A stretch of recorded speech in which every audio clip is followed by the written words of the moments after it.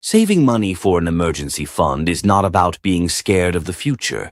It's not about expecting something bad to happen or living in constant worry. It's about understanding one simple truth. Life is unpredictable. No matter how careful, disciplined, or optimistic you are, unexpected things will happen. A sudden job loss, a medical emergency, a car repair you didn't see coming, an urgent family responsibility. And when you are not financially prepared, even a small problem feels overwhelming. But when you have money set aside specifically for emergencies, something powerful happens. You feel calmer. You think clearly. You avoid panic decisions. You don't fall into high-interest debt. An emergency fund doesn't just protect your money, it protects your peace of mind. So let's go step by step and build this the right way. Number 10. Be clear about what an emergency fund is. 4. If you don't clearly define it, you will slowly start using it for random things. And once that happens, the fund loses its purpose. An emergency fund is not for shopping vacations festival, expenses, upgrading your phone, flash sales, good deals you don't want to miss. It is only for real emergencies. Things like losing your job, medical expenses, urgent house repairs, car breakdowns, serious unexpected responsibilities. Before you even start saving, define your rules. Ask yourself, what exactly counts as an emergency for me? When you decide this in advance, you remove emotional decision-making later.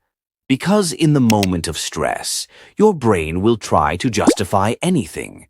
Clear rules protect your money. Number 9. Start small. One of the biggest reasons people never build an emergency fund is because the goal feels too big. 6 months of expenses, that's impossible. So they don't start at all. But here's the truth. You don't build 6 months overnight. You build it one small deposit at a time. Instead of focusing on the final number, start with something realistic. 1 month of expenses, or 10,000 rupees, or 50,000 rupees, or even your first 5,000 rupees. The size doesn't matter at the beginning. Starting matters. Small wins build confidence. Confidence builds momentum. Momentum builds consistency, and consistency builds the full fund. Don't wait until you feel ready. Start before you feel ready. Number 8. Make it automatic. If you save only when you feel like it won't happen. Motivation is unreliable, and if you wait for leftover money at the end of the month, there won't be any. Because expenses always expand. Instead, create a system. Set up an automatic transfer from your salary account to your emergency account. The day your salary comes in, a fixed amount moves out automatically. You don't think about it. You don't debate it. You don't delay it. It just happens. This is called paying yourself first. Systems are stronger than willpower. You don't need motivation when the system works for you. Number 7. Keep it in a separate account. If your emergency fund sits in your regular spending account, it will feel available. And when money feels available, your brain starts planning how to use it. You'll think, I'll replace it next month. It's not a big deal. I deserve this.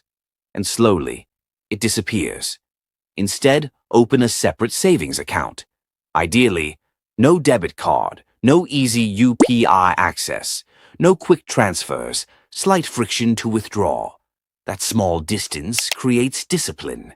When money is harder to access, you think twice. Distance protects your decisions.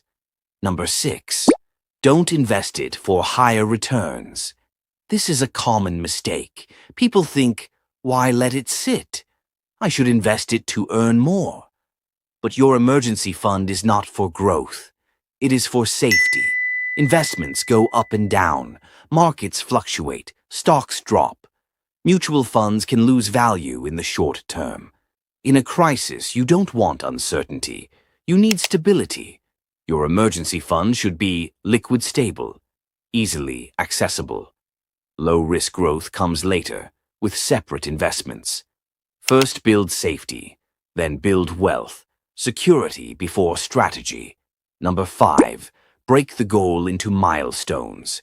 Looking at a large target can feel discouraging, so don't stare at the final number every day. Break it into milestones. For example, first 25,000 rupees, then 50,000 rupees, then 1 month of expenses, then 3 months, then 6 months. Every milestone increases your protection. Even partial savings reduce stress. Let's say you have only 1 month saved. If you lose your job, you now have 1 month to think clearly instead of panicking immediately. That's powerful. Progress matters more than perfection. Celebrate small wins. They keep you consistent. Number 4, think of it like insurance. Sometimes you'll look at your emergency fund and think, this money is just sitting there doing nothing.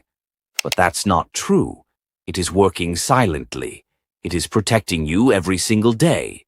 It protects you from taking high-interest loans, using credit cards irresponsibly, borrowing from friends or family, making desperate financial decisions. Insurance also feels unnecessary until you need it. You don't complain that your health insurance hasn't been used because its value is in protection. Your emergency fund works the same way. It's not exciting, it's not glamorous, but it is powerful. Number 3, don't use it for emotional reasons. The biggest threat to your emergency fund is not a real emergency.